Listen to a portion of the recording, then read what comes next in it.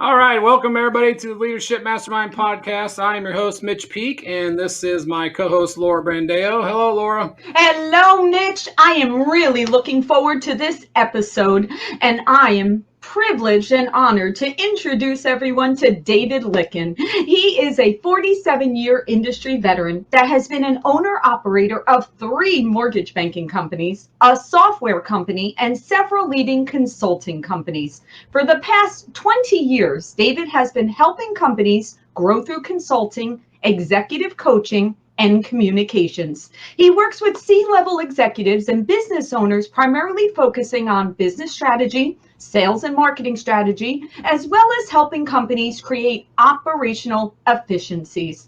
Additionally, David is a regular guest on Fox Business News, as well as guest appearances on CNBC. And of course, he currently hosts his own weekly radio podcast, Lykken on Lending, that is heard on Mondays at noon Central Time. He also produces a daily 1-minute consumer-facing market commentary video called Today's Mortgage Minute. David, on the Leadership Mastermind podcast, we want to provide our audience with insights and perspectives from our industry experts so we can learn, grow, and be inspired to be a leader to our clients and our teams. Okay, Mitch, let's get started. All right, welcome, David. It's good to be here. Thank you so much for the opportunity. It's a real honor. Yes, I appreciate you joining us, and I want to welcome you to the show, and then I want to get things started quickly for our audience. So I'm going to ask you the big question. What are your top 3 key pillars to leadership? Well, I think the most important thing in leadership is you got to have a solid why. Simon Sinek is one of my favorite authors, and I think most people struggle with why they are doing what they're doing, especially in the mortgage industry. A lot of people got into the mortgage industry. They fell into it, the happenstance. Not that many chose this industry, which is interesting.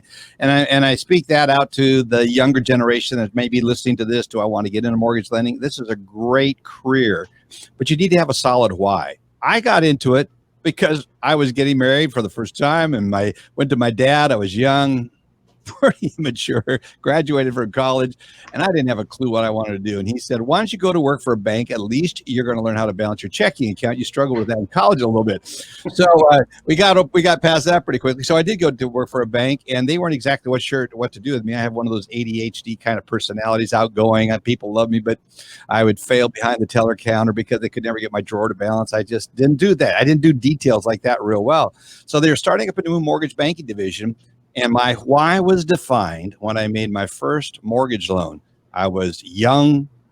I don't even know if I was shaving at that point. I was a very, very young looking new employee of this bank.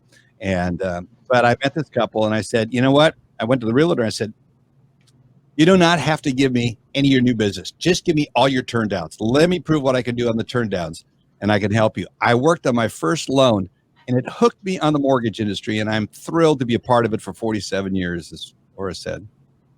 So start with a why. That's the first one. The next thing is, as a leader, you need to have a clear ability to communicate. And the third one is with clarity. Bring clarity constantly forward. So why is the most important thing. Why are you doing what you need? To have a solid why. And I can relate that why I was such a successful originator. Then it's ability to communicate, because this is a relationship business. And if you have a great why, but you can't communicate it, you're going to fail in leadership at any level, whether it's just being a loan originator and leading the borrower through this process.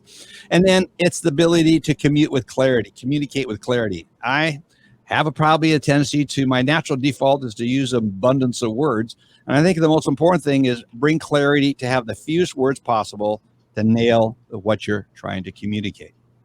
Wow, that's great. And those are 3 absolute amazing pillars of leadership. And I agree with you, David. I think in regards to knowing your why, I think all of us have come into the industry. Maybe we fell into it. Maybe we had no other choice, right? Maybe it was one of those situations of, heck, as good of option as any. And I think you're right. It's not even necessarily how you came in.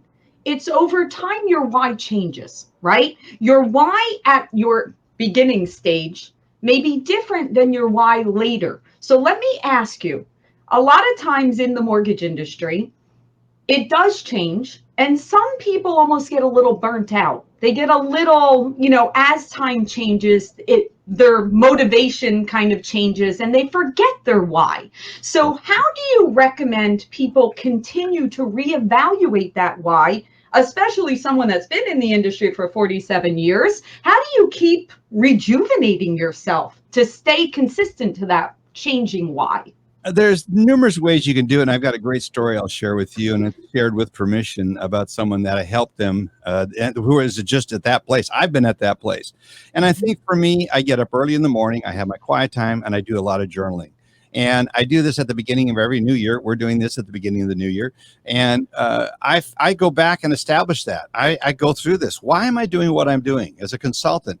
Why am I doing what I do when I, in anything I'm doing in life? I literally have a redefine and re-examine my why statement. And then am I doing a good job of communicating it again? And am I doing so in clarity?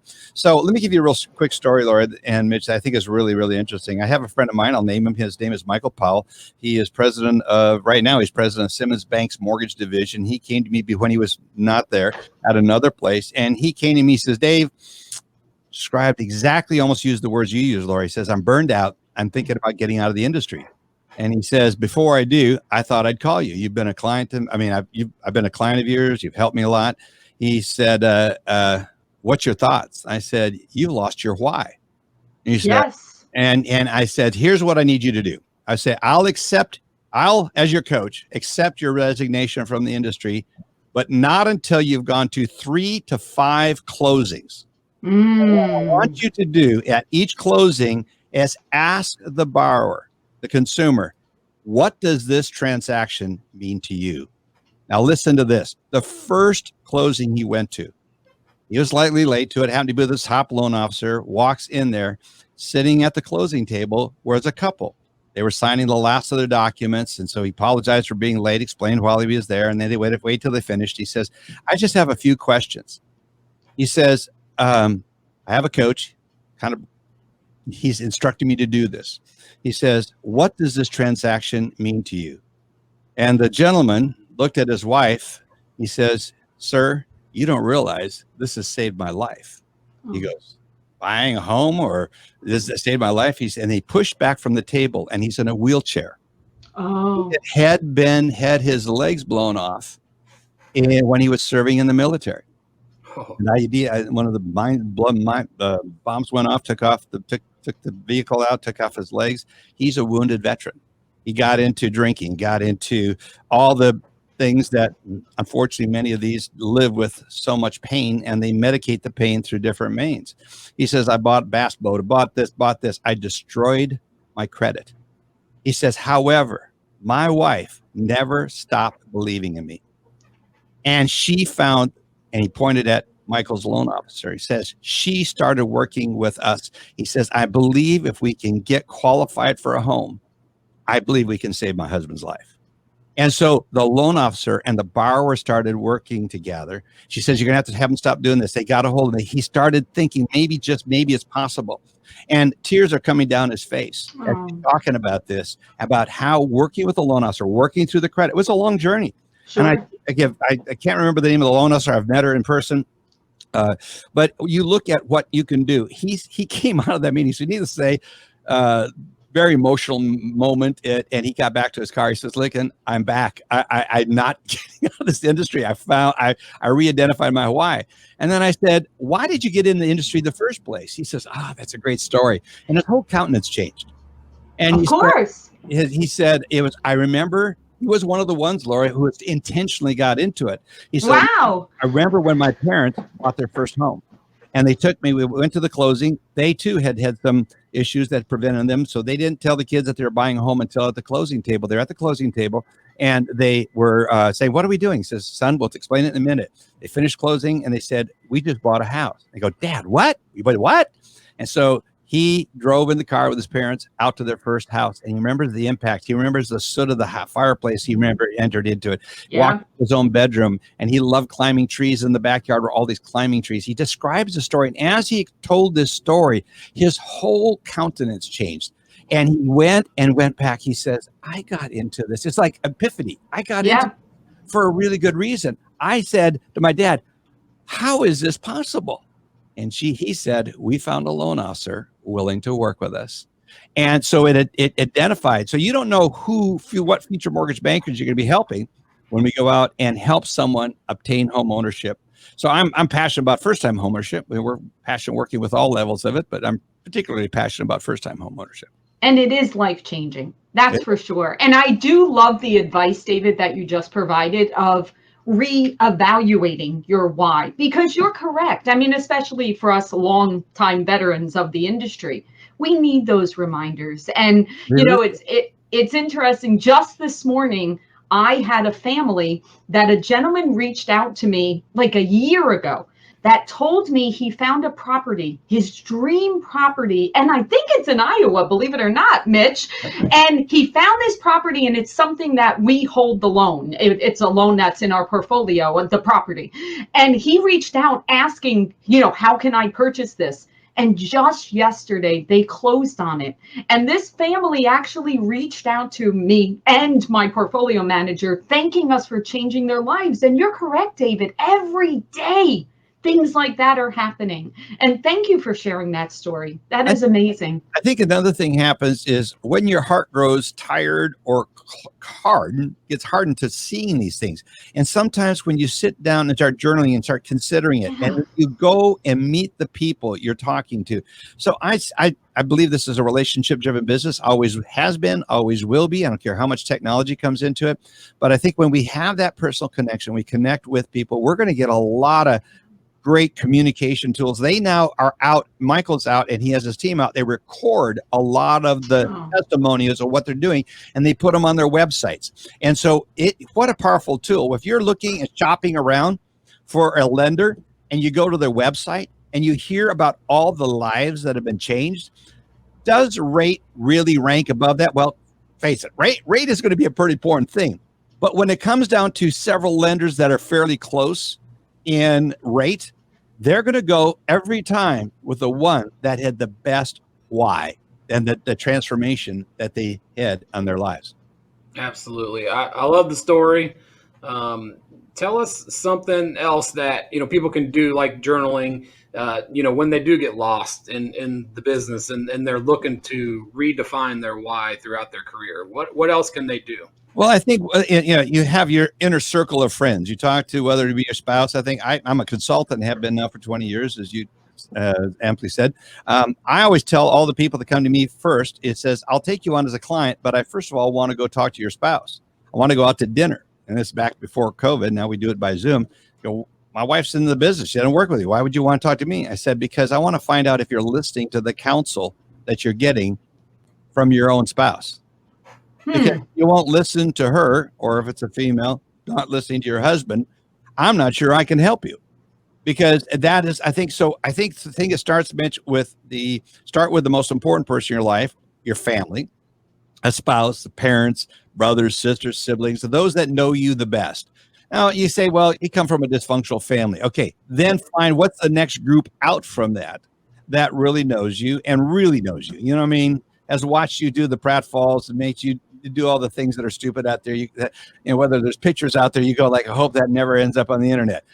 That really, really knows you and seen you in the big moments and the little moments, the up moments and the really disappointing moments, and see how you react. And that's a great place to start, is talking with them. I'm struggling with my why. What do I need to do? Hopefully people will listen to this and they'll reach out to somebody. And or more importantly, I think what you guys are doing, and anyone listening to this can say, if you're as a salesman and you have one of your employees that's struggling, ask them why they got into it. If they don't have a good why, help them find one, or it's probably maybe a good idea to help them move on. Because I think financing, as competitive as it is, we need to have a solid why.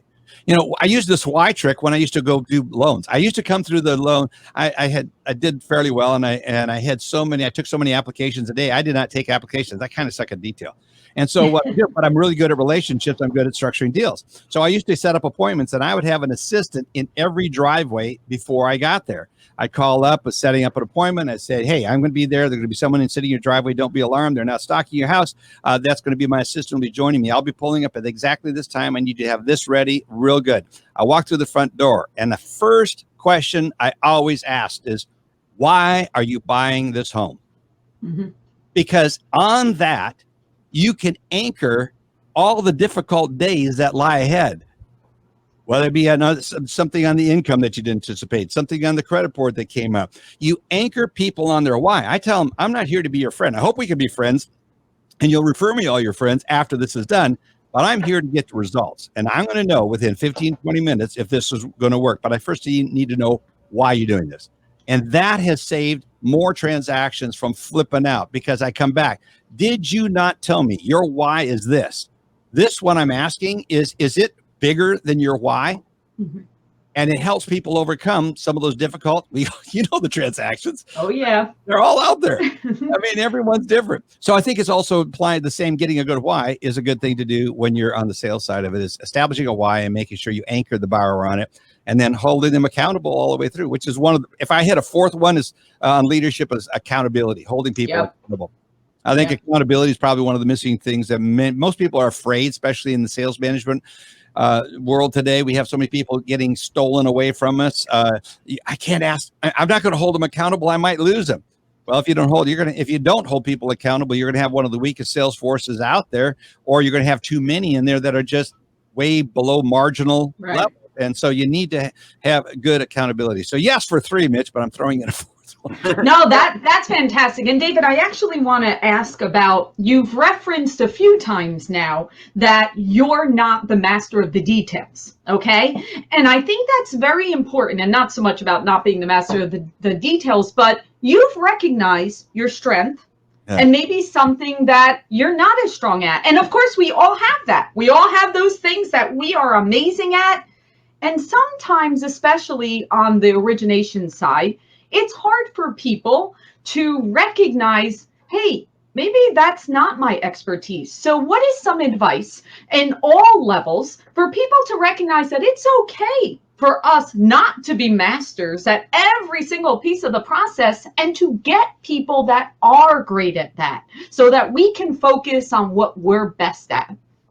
The best way to identify what you're good at is real simple. What gives you life? When you're done doing it, do you feel that you feel more alive, or do you feel like it's something took away from you? That's the number one thing. My love was meeting people. I loved the interaction.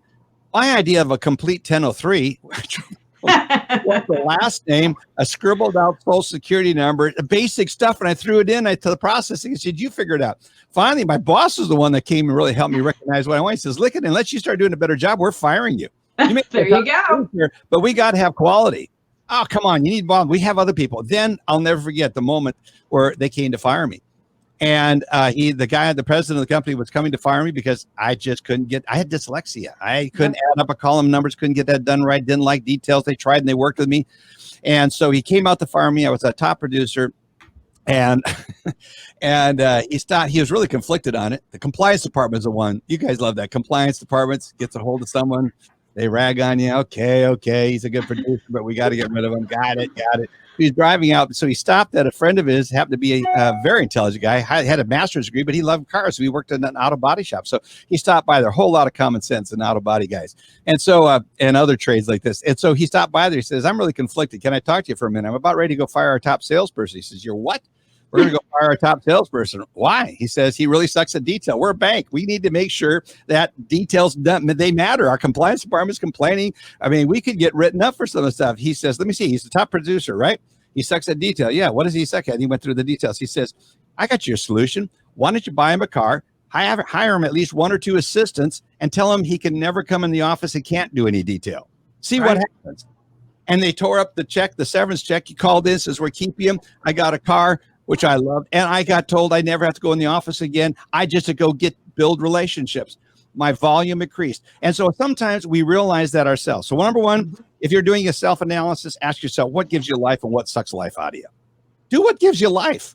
Find people that what sucks the life out of you, but which is necessary to excellence. Find someone else who's really good at that. That's right. Partner with them. So anyway, I always got a story around. And the other thing, David, is kudos to the leader that looked for a way to make that happen. Because just picture that, right? Could you imagine firing your top producer when all you needed to do was figure out a solution to be able to solve for this? So kudos for that. And that is a lesson for every leader out there to recognize that there are ways to make it work. And you can't throw someone away just because they're not good at one section. Find solutions. There's many, many different ways to do this. So love that.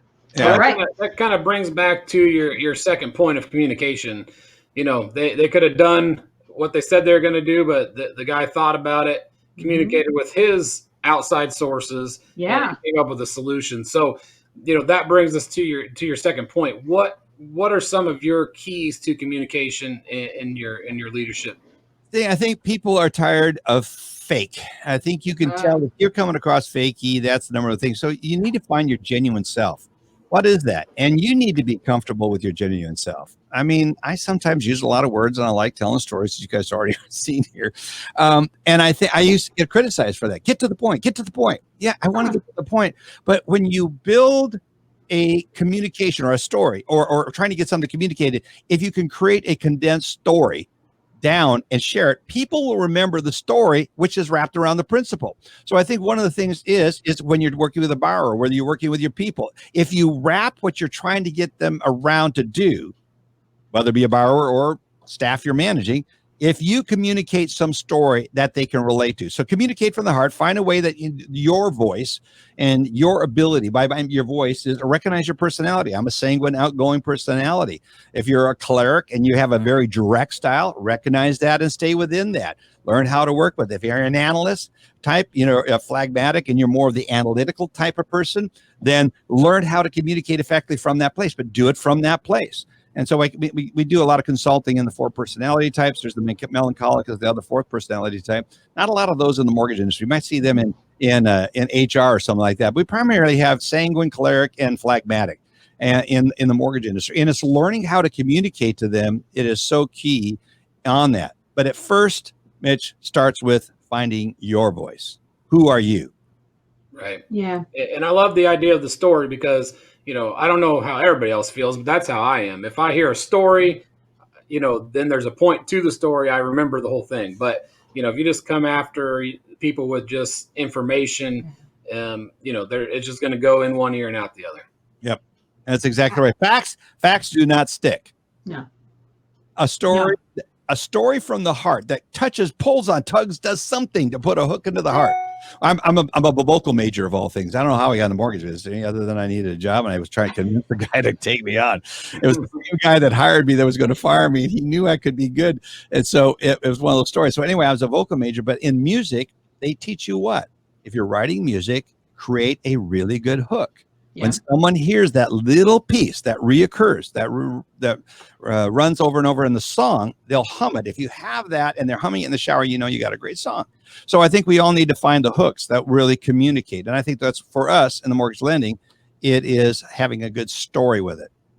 Yeah. And you mentioned being authentic and using your voice. Again, being in the mortgage industry a very long time, I've seen that evolve. And it's been so wonderful, specifically the last 5 years. I've seen so many people really feel comfortable with being themselves and not being a cookie cutter of everyone else that came before them. So I think we're in a glorious time right now of people really being able to communicate in many different ways. And that leads me to the next question. So David, you were quite the pioneer in podcasting. And I do want to know the story of how Lykken on Lending started and why you started a podcast. Yeah, that's a great question. So the truth of the matter is I was being asked to speak on a topic and a particular topic at a conference, and it was a pretty good sized conference, a state convention. I know there's a lot of people there, and anytime you get a chance to speak, Laura, you do a lot of public speaking, so you understand the value of that audience and the opportunity to present you. And I was talking on a topic that I did not feel that's good about. So I went out to start it had to be with a compliance item. So I started going out and searching. This was now over 10 years ago. And I started searching. My auditory skills are really much stronger than my reading skills because of the dyslexia. It's interesting, the amount of dyslexia in the mortgage industry, especially at the leadership level. If you want to connect with people, that most of them are listeners, not readers. Now, we all have to read. It's part of the deal. But like I've got a Mac, so I highlight and paint over it and hit the speak button. I retain so much more. Yeah. So I wanted to hear some information on this topic I was speaking on. I couldn't find anything. And I go, I wonder if there's not an opportunity. I wonder if others would rather listen to what's going on in the industry. So that was the catalyst of it. So I go, but I can't talk about all this stuff. I've got this area of knowledge I'm really good at. But what about compliance? What about this? What about that? And so I invited Alice Alvey, now at Union Home, come on. She's been with me for 10 years. I went out to others and said, come on in. Would you participate in this? So that's what launched it. Sometimes it's being an aggregator of information, which is our podcast, more than being the information. And I look what you're doing here. You're bringing me on. You have many other wonderful guests. There's two of you, which is really good. So you can play off of each other. So I think it comes down. And then again, the real why is you want to give back. When I realized that there was an opportunity to share information and that others might be interested in listening more than reading, especially if they're wanting to grow in the industry and then tired of reading at the end of the day, this might give them an opportunity while they're driving to and from work, working out, working in the yard on the weekends or whatever. So that's how we got started. Wow, that's great.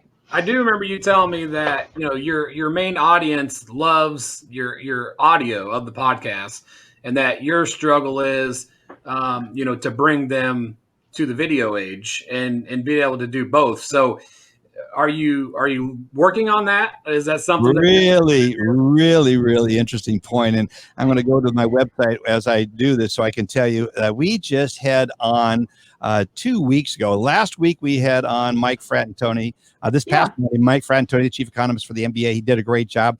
But on December 21st, we had as our guest Nick Hedges. Nick is the one that started with Leads 360. He graduated out of Harvard. The investors that put money in Leads 360 brought him in. You can hear the whole story if you go listen to that podcast.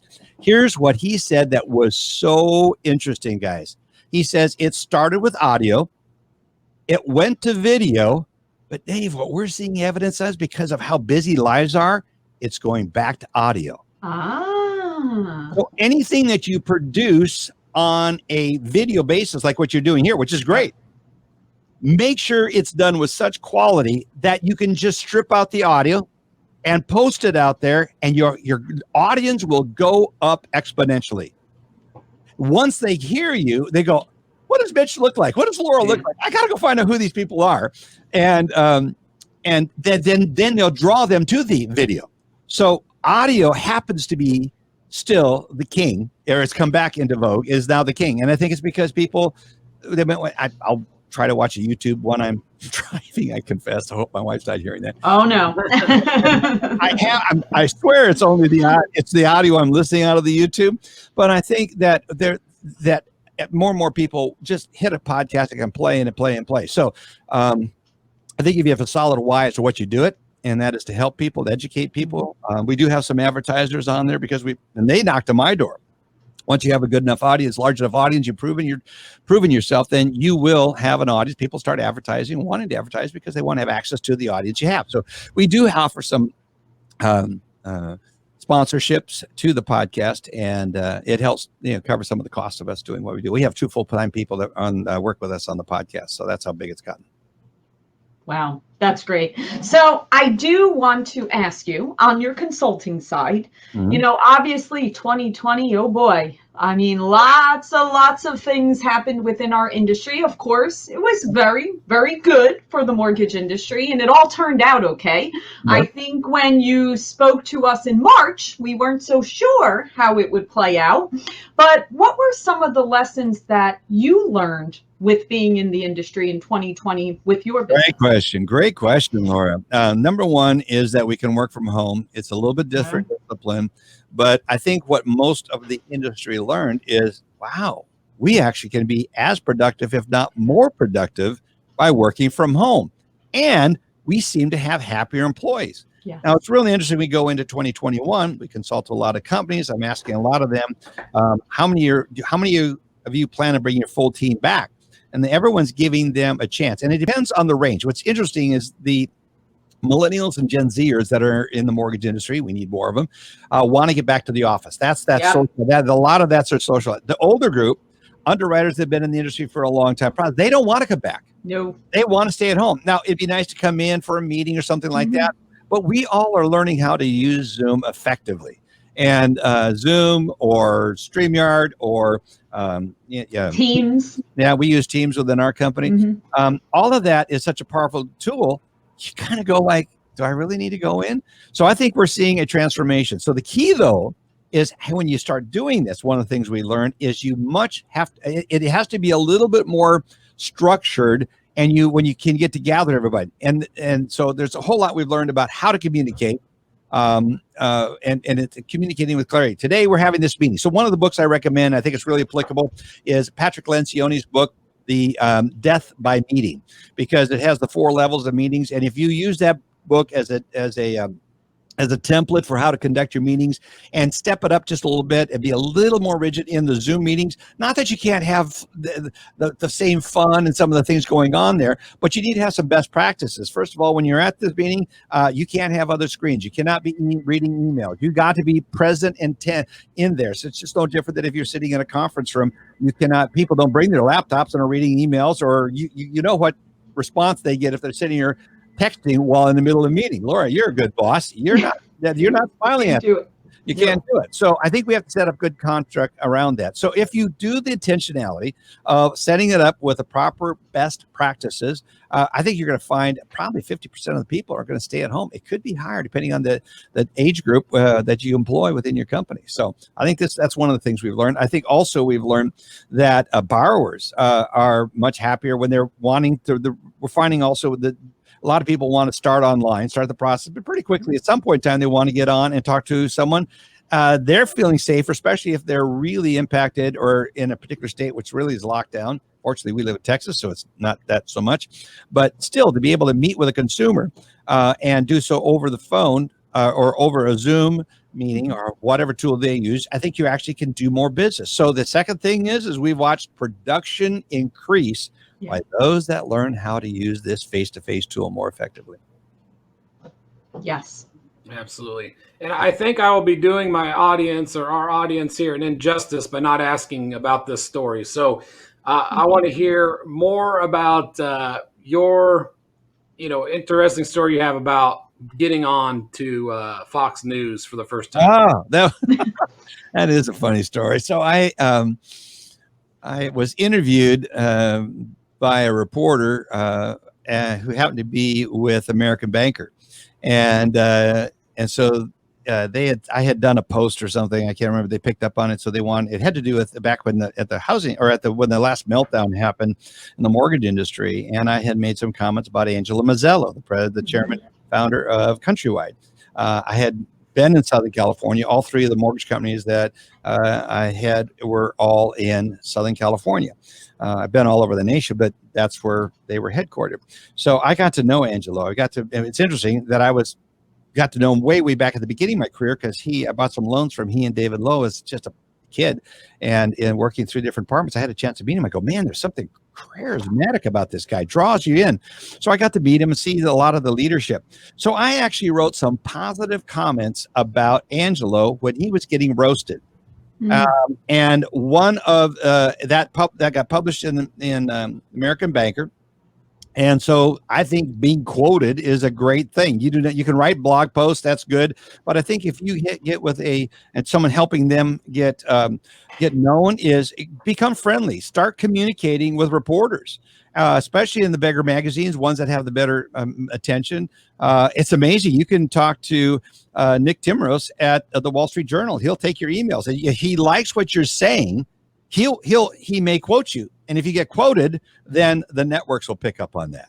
So find somebody. If you want to increase your brand, start providing information, even if it's the local television station, the local newspaper. So that's what I did. So I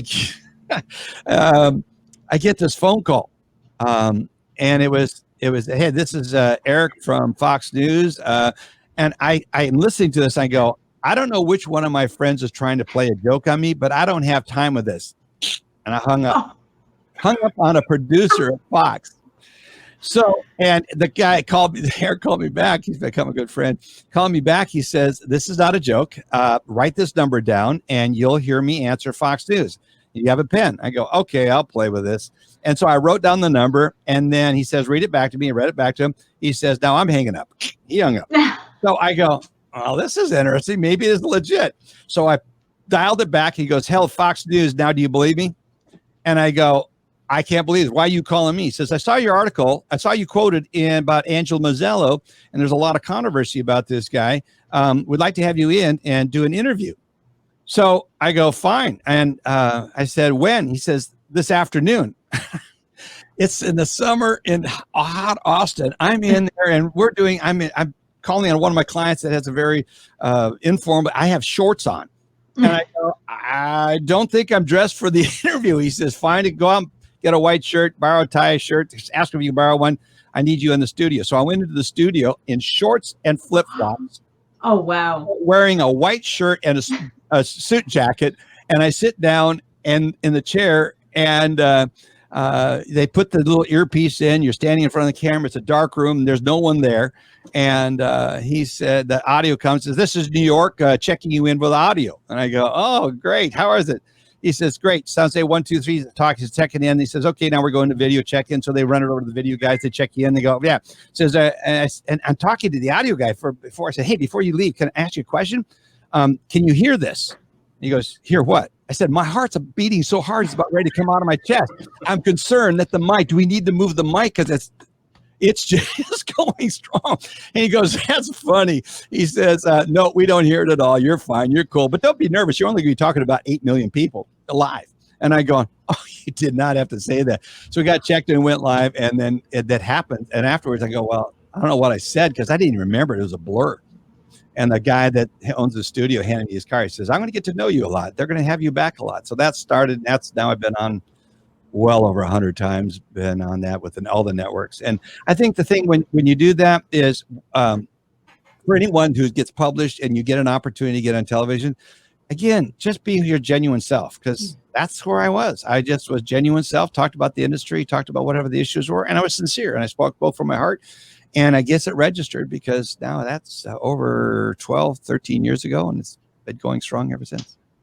That's a great story. That is a wonderful story. It's an amazing story about just, putting yourself out there. Like you said, just you were nervous, you had no idea what you're doing, but you said, here I am. Let's do it. And there's one thing I think is really important. I think there's something happened in my life in high school where I was laughed at a school assembly. And I took a vow, I will never speak in public again. Really? And I went through college. One of the college classes I had was in Forest City, Iowa, where I was going to Waldorf. And that one of the classes, you had to take a speech class. I'm going, I can't take this. I cannot speak in front of people. He realized it's a certifiable phobia. I said, I actually had it analyzed. And I said, I can't speak in front of people. And how we broke that was I was at a conference and someone had heard me share part of my story. And we go, we got to have this guy up there. They did not tell me in advance that they were having me come up. And so it sprung on me. And I'm now got enough pride where I can't go, no, I'm not wanting to come up there. So I went up there and something flipped and I changed from that phobia, melted away. So I think when people look at whatever your fears or phobias are, you may have your destiny in that, because a lot of what I do and what's got me to where I'm at is overcoming that. And now speaking at conferences, having my own podcast, being with you guys, and getting out there and putting yourself out there. Yeah, there's risk with it, but overcome it. 100%. And also, David, you mentioned something very key too. A lot of times, especially in our industry, I've seen that people kind of recognize that there's certain people they continually see on stage, or certain people they see quoted, right?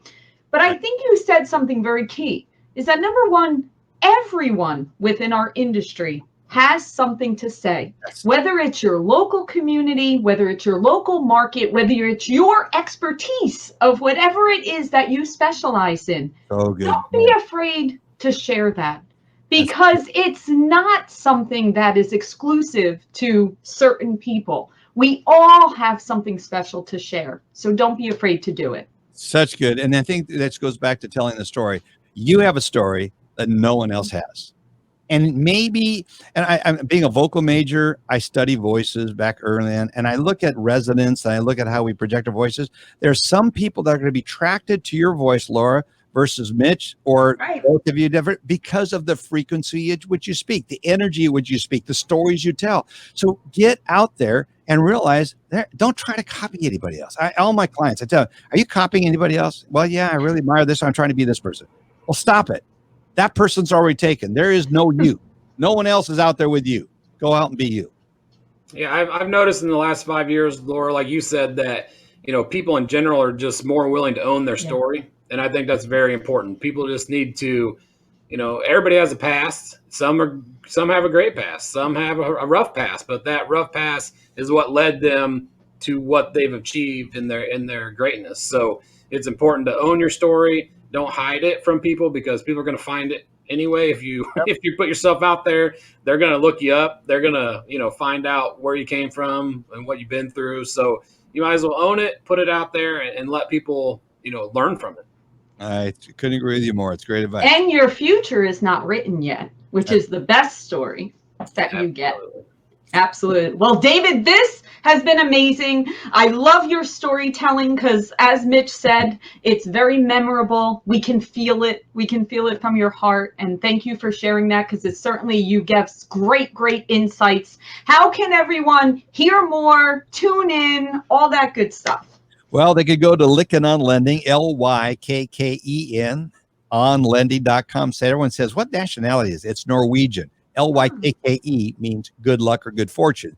So Lykken on Lending, Lykken on lending.com. Go there. We also have Lykken on Leadership. It's another podcast we do where we collect leaders in the industry. That's a good one. We're about ready to launch a third podcast, Innovation in Mortgage Lending.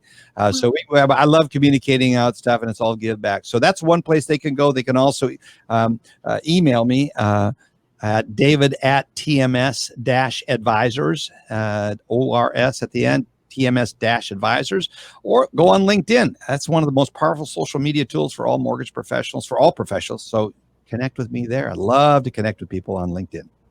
Awesome. Well, thank you so much. We're wishing you all the best in 2021. Continue to be out there and keep sharing. Thank you so much. Blessings and Happy New Year to everyone of all your listeners. And thank you both for having me on. I'm very honored. Yes, thank you very much for joining us, David. I really appreciate it. And we'll look forward to having you on again sometime in the future. Looking forward to it. Thank you. All right. Thank you.